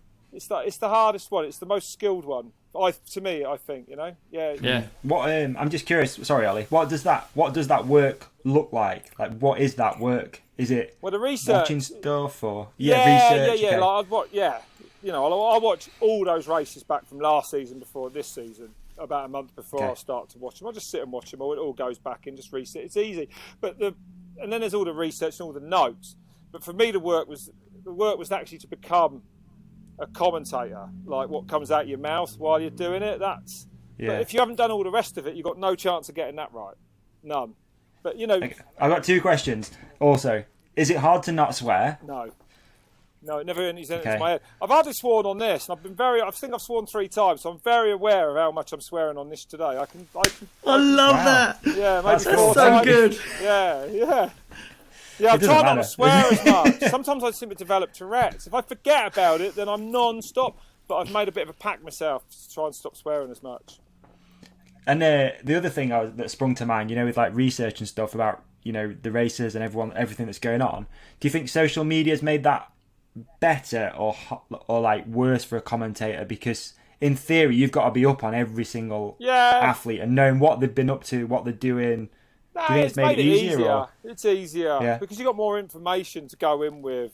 You know, like, Instagram's actually a bit of a pain now because you don't get everything in time order. Do you know, like it shuffles it. Yeah. So sometimes I religiously go through it the night before a race, but then Sunday night after the race, you'll be like flicking through it and you'll see, looking forward to tomorrow's race, and you're like, oh great, you know. So there's a few things like that, but. No, there's websites talking to people. Yeah, there's plenty of information out there, and you know, I mean, I keep an eye on it all, really. Yeah. And more, and before I go, I'll be very prepared for the first race. You've got to be, because when you get to a World Cup, there's not much time actually for me to prepare. It needs to be done almost before I go, because then we start working on pre-shows and post-shows, and you know, there's track walks to be done or whatever, and you know, you need to be. You ain't going to do it in 3 days. You've got to be on top of it. No. So, interesting. So, all the cards on the table, chips in the middle. Who wins the first round? Next year. Oh, that's a good question. This year. Sorry, this year. Excuse me. Yeah, you're right. Or next. We're only in February now, isn't it? Or next. Next year. I don't know. I'm going to go for. Vergier was good, wasn't he? But Bruni was really good at the end. It's a difficult one. I'd go Bruni for the men. He's going to have a little bit of a score to settle. It's so difficult, isn't it? Let's say Valley Hall and the women. Let's throw that out there. I like that. Well, I like it.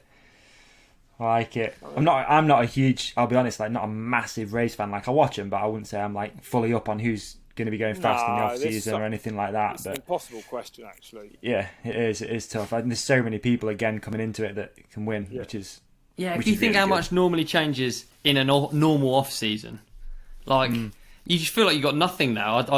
I do anyway. I can't think almost.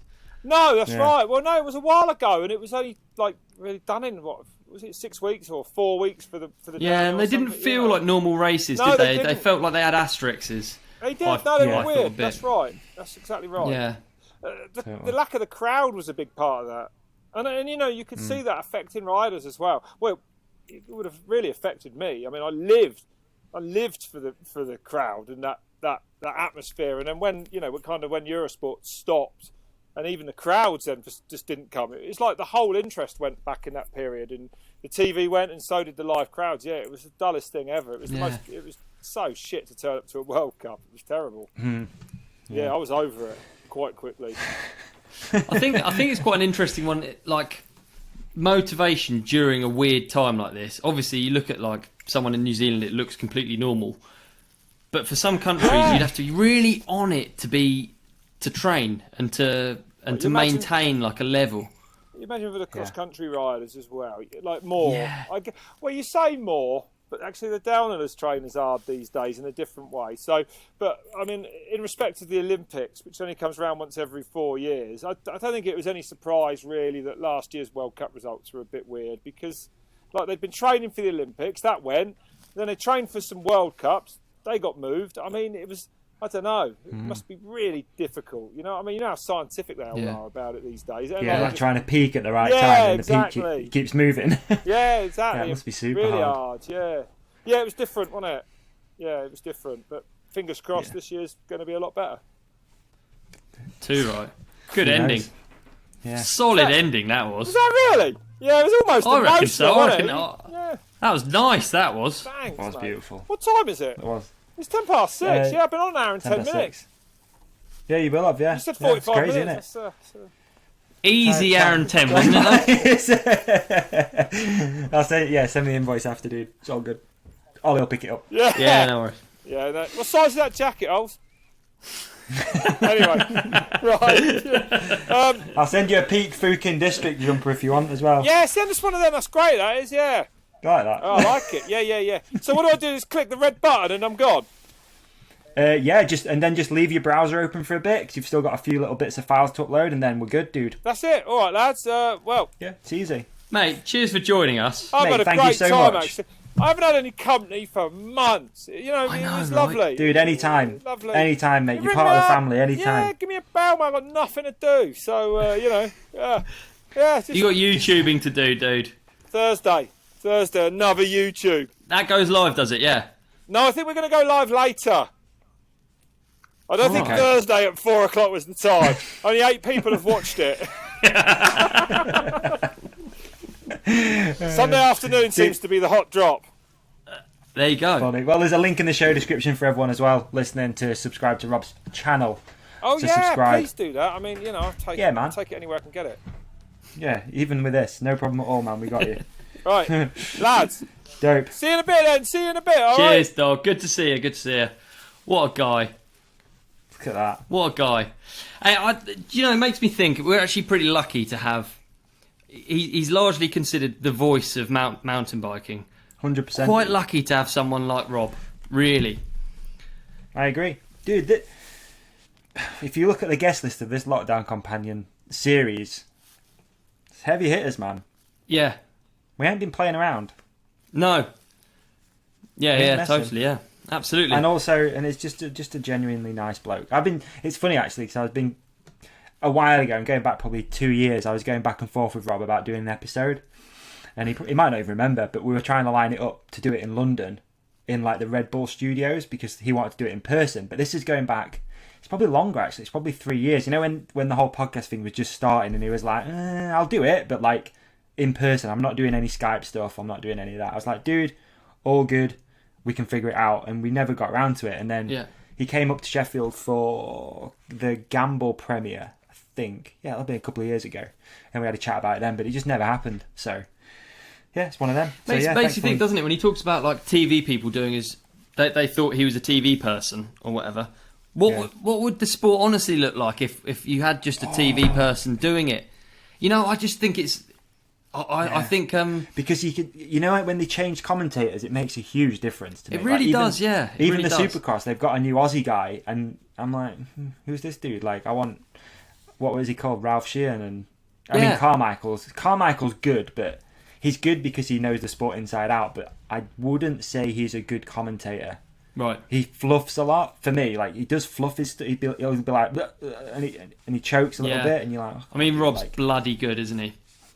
Yeah, big fan, as I said, big fan. Stoked to have him on the show. Do you think you could do it?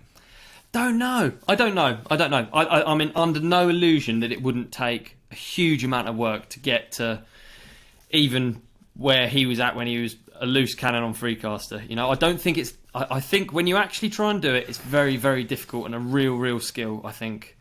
Yeah. Yeah, and I think he's worked at it, and I think. I think obviously he is the voice of the sport. As weird as that sounds, I mean, it's it's huge, massive. Thanks for lining it up, man. Really appreciate it. It's good of you. Awesome guest. Well, good. Should we do a few things and then we'll wrap up because we're getting close to when we usually stop. So we'll do cool. So we'll just do like a quickie sort of like. First up, we want to do the support a UK small business. Yeah. That I think is important. Dave, people are enjoying it. I feel like it sort of looks like people have gone and supported him. So that's for people, basically, the Dave thing, if you don't like caffeine. So this one, we're going to support a company called Foundation Roasters, who are a coffee company. And Foundation, they're a bit of a friend of the show, actually, in a way. They've done a bunch of stuff with us before. And Jack, who runs it, is the nicest guy. And he's been really kind to set up a discount code for all of our listeners too. So if you go to foundationroasters.co.uk, my personal favourite, there is a, what's it called? Halayon coffee. And it is delicious, Ollie. Halayon. Insane. Oh, it's beautiful, man. I've always noticed when you listen to podcasts, they do the ads 3 times. So it's Foundation Coffee Roasters. Foundationroasters.co.uk. Yep. Did you just say Foundation Roasters? .co.uk. .co.uk, yeah, that should be in your psyche at this point. Foundationroasters.co.uk. It's all made like down in Cornwall, St Ives, I believe it is. It's all done in house, making the coffee, sourcing it. It's all ethical. They've got a massive like environmental kit going on where they're giving stuff back to the environment and all the good stuff. But you can find out more about it yourself, people, if you want to go to foundationroasters.co.uk. And he's also done 15% off for all the listeners. So you can put that code in. The code is, I'm just going to double check it. The code is HKT Lockdown. So the same code as before. Oh, HKT. All in caps. HKT Lockdown, did you say? HKT Lockdown, that's what I said, Ollie. HKT Lockdown. And that will get you 15% off. So that's nice. And there's a nice goodie bag on the way for you as well, which is why I got your address. Oh, nice one, dude. Well, nice coffee on the way for you, mate. Okay. Is there anything you've been watching that stands out? I've got it written down. It's kind of trashy, a little bit trashy. It's a series. It's on Netflix. It's called Little Fires Everywhere. Ooh. I really enjoyed it, actually. Obviously, I've got a lot of time on my hands. I'm injured, so I'm looking for things that I can get tied into. But my mum sends me things that and you see they're like 20 series long, and I can't be.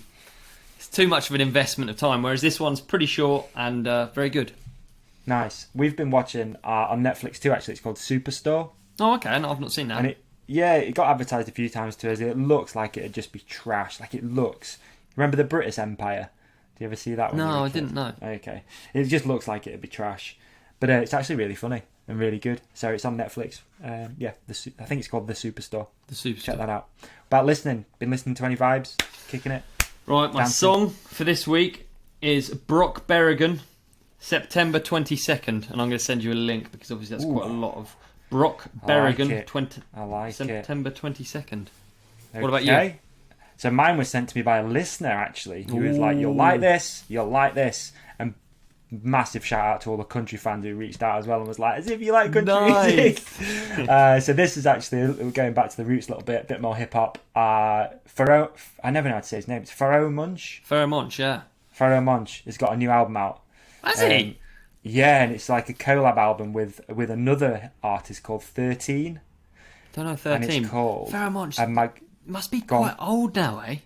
You Yeah. know, it's so bizarre to see these like hip hop artists being in their 50s. Yeah. Dude, but that was a hitter. That was it. Simon Says. Blah, blah, blah, blah. Dude, Blah, blah, that is blah, a hitter. Club So banger. yeah, he's got a new album out. It's called what's it called? It's called A Magnificent Day for an Exorcism. And honestly, it's good. You know, it's a typical hip hop album. It's not all bangers to me, but some are Nice. fucking good. So you check it out. Excellent. Should we just wrap, because we have got a load of listener questions, but maybe we should Save them we're for an the hour next and- one, maybe, eh? save them for next time, because time centric a little bit. aren't we? Works So- for me, dude. Works for me. Okay. And yeah, so that's it really, mate. Thank you. Appreciate your time. Thank you. Thanks everyone for listening. Thanks for listening to episode 22. We're on episode 23 next, so we better have Yeah, some... what we got planned, dude? What we got planned? I don't know. I We need just to have some plan. drinks and stuff. I have no idea. Maybe we should just get some shots. Maybe, eh? But I'll Some tell you what, tea I've had enough of this for tonight. Goodness. Straight to my head. Well, it's your episode, so you do what you want with it. Alright then, maybe so. Poppers, maybe. That'd be nice. No, I mean, it wouldn't be nice. Might be nice. Nice one, dog. Thanks for listening, Alright, man. everyone. Peace. One love. Peace. That was a good episode, wasn't it?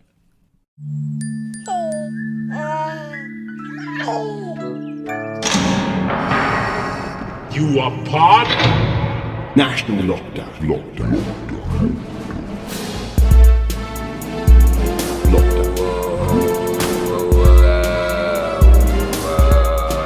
The lockdown companion.